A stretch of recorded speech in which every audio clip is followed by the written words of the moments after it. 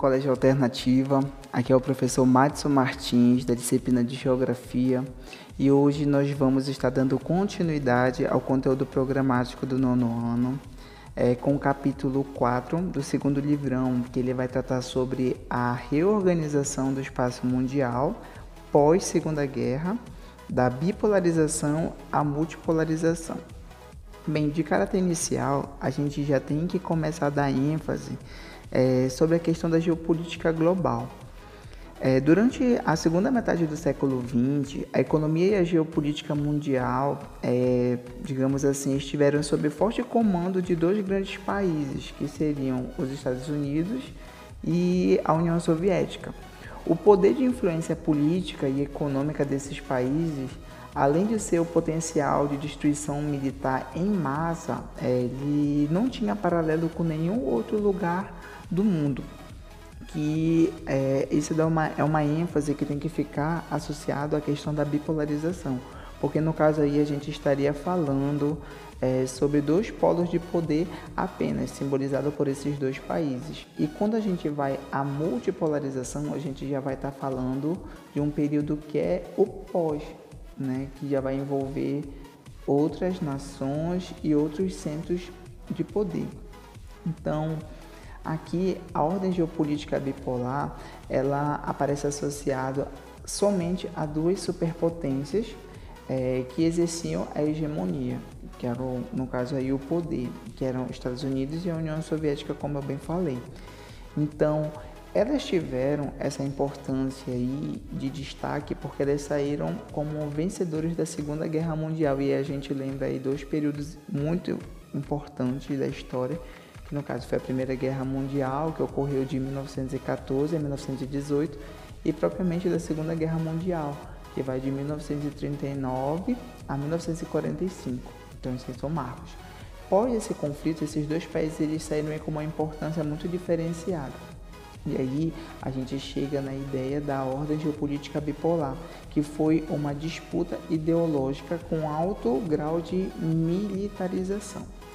Então, no caso, existiam dois sistemas que envolviam o capitalismo e o socialismo. Quem representava o capitalismo eram os Estados Unidos e quem representava o socialismo era a União Soviética. Essa sigla ela vai aparecer associada à União das Repúblicas Socialistas Soviéticas. Então, dentro do capitalismo, ele era intitulado um sistema socioeconômico em que os meios de produção, o que seriam esses meios de produção? Terras, fábricas, máquinas, edifícios, e o capital, que seria aí propriamente o dinheiro, que são de propriedade privada, ou seja, tem um dono. E no caso, uma das características primordiais era a divisão da sociedade em duas classes essenciais, que seriam dos trabalhadores livres e do empregador, denominado capitalista. Isso era uma ênfase muito forte no capitalismo, ter essa divisão de classes, tá? E ter as pessoas, ou o sistema em si, ou as pessoas terem os meios de produção, tá bom? E no caso aí, que os meios de produção e o capital seriam de propriedade privada. Quando a gente vai para o socialismo, no caso, num patamar assim, abrangente, ele foi classificado como uma doutrina política e econômica que surgiu, no caso, no final do século XVIII, e se caracteriza pela ideia de transformação da sociedade através da distribuição equilibrada de riquezas e propriedades. Que aí no caso só aí a gente já começa a ver que é totalmente diferente do capitalismo, porque lá eles priorizavam a divisão das sociedades em classes e que deveria existir a propriedade privada. E já no socialismo ele está falando que a distribuição das riquezas ela deveria ser de forma equilibrada, e bem como as propriedades. Tá bom? Então, no caso, um dos pensamentos do caso do socialismo era diminuir as distâncias entre pobres e ricos. E já no capitalismo isso não ocorria, porque é como se eu estivesse falando que no capitalismo deveria ter, ou tem que ter, uma das características fundamentais, que é a desigualdade social. E para existir a desigualdade social tem que ter aquele que tem os meios de produção e o capital e aquele que não tem. E já no socialismo, eu teria que estar associando a uma não desigualdade, ou então que essas desigualdades elas fossem mínimas, tá ok?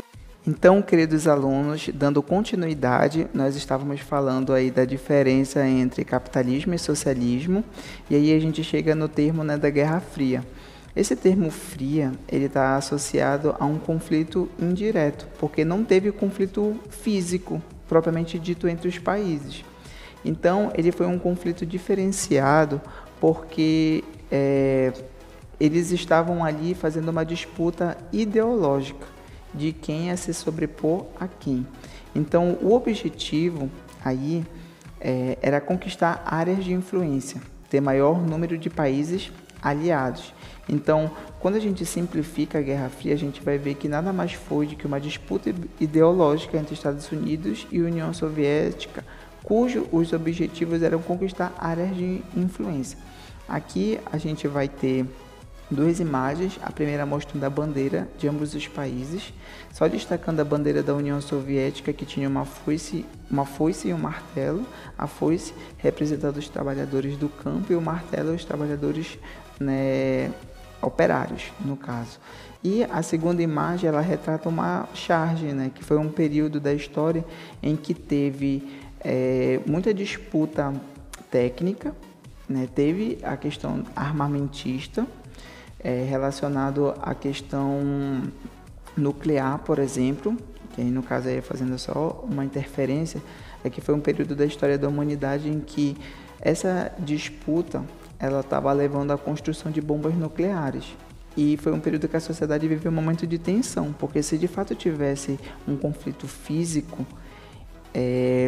o mundo, né, ou grande parte dele ela seria devastado, tá ok? Então, aqui nessa segunda charge, a gente vê justamente essa disputa de poder entre ambos. E foi nesse período da história que o primeiro homem ele pisou na Lua, e que no caso foi um americano. Dentro das estratégias territoriais, vão aparecer aí entre os dois países a doutrina Truman, que foi o pressuposto geopolítico fundamental, que era a contenção do socialismo. Os Estados Unidos se empenharam em impedir que a União Soviética expandisse sua área de influência. Aí existiu também o Plano Marshall, plano de ajuda econômica para acelerar a recuperação da Europa Ocidental.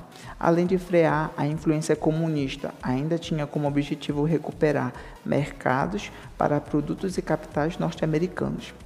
E aí também foi nesse período aí pós Segunda Guerra Mundial que a Alemanha ela foi dividida. E no caso, de forma oficializada, foi no ano de 1949. E aí apareceram duas Alemanhas.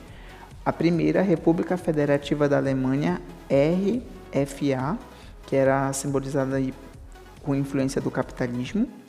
E a segunda, que era a República Democrática Alemã, RDA, que tinha a influência socialista, aí no caso da União Soviética. Então, a cidade de Berlim, ela transformou-se em uma questão delicada em decorrência da migração de mais de 3 milhões de pessoas do lado oriental de Berlim para o lado ocidental, principalmente jovens profissionais qualificados. Então, dentro dessa distinção aí dos lados, existia também a questão do que era oriental e ocidental, quem adotava o capitalismo e o socialismo. Isso daí é um ponto que é colocado em ênfase.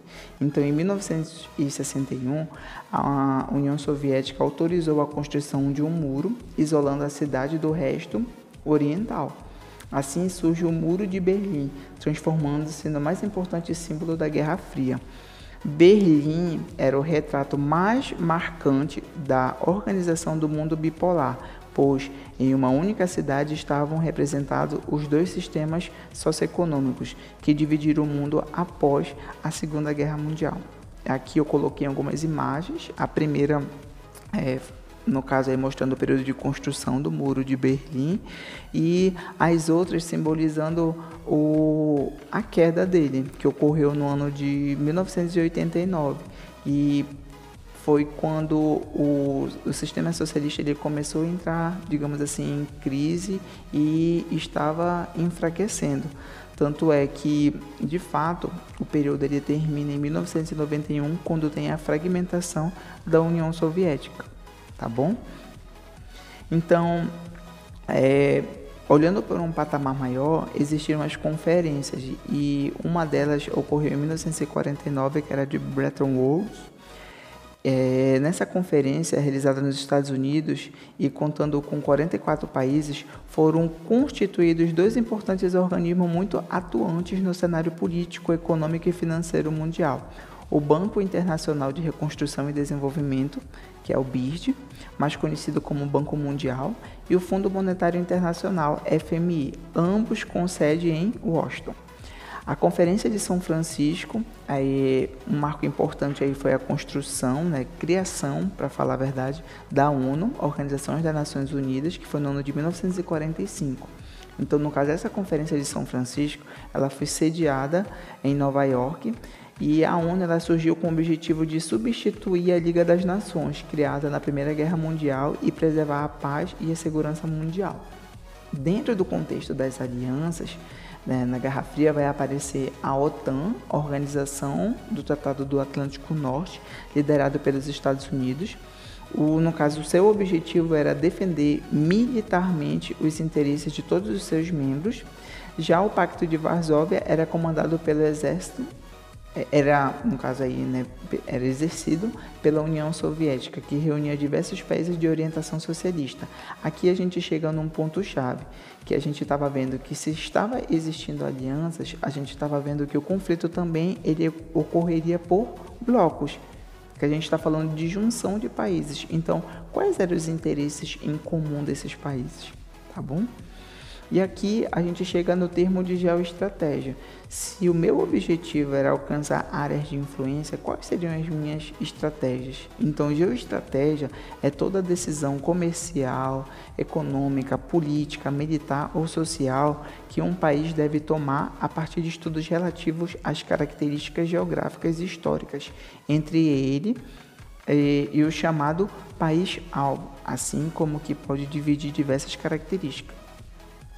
Os Estados Unidos, dentro do plano econômico, vieram com a geoestratégia de injeção de capitais para promover a recuperação econômica da Europa Ocidental por meio do Plano Marshall. E dentro do plano militar, o advento do Tratado Militar do Atlântico Norte, OTAN, como instrumento de defesa do bloco capitalista. Quando a gente vai para a ideia da União Soviética, o país em si adotou dentro do plano econômico a criação do Conselho de Assistência Mútua, a fim de integrar as debilitadas economias do leste europeu. E, no caso, dentro do plano militar, a criação do Pacto de Varsóvia para responder ao surgimento da OTAN. Bem, para essa aula, o que a gente tinha aí para ser trabalhado? Saber fazer a distinção do que seria a Guerra Fria, entender esse período que foi classificado como o bipolar, entender essa passagem, tá, para a era multipolar, porque quando a gente chega na ideia de que a União Soviética ela se fragmentou em 1991 e a partir daí começou a ter uma reorganização do espaço mundial, a gente está vendo que outros países começaram a entrar no cenário econômico, com uma influência.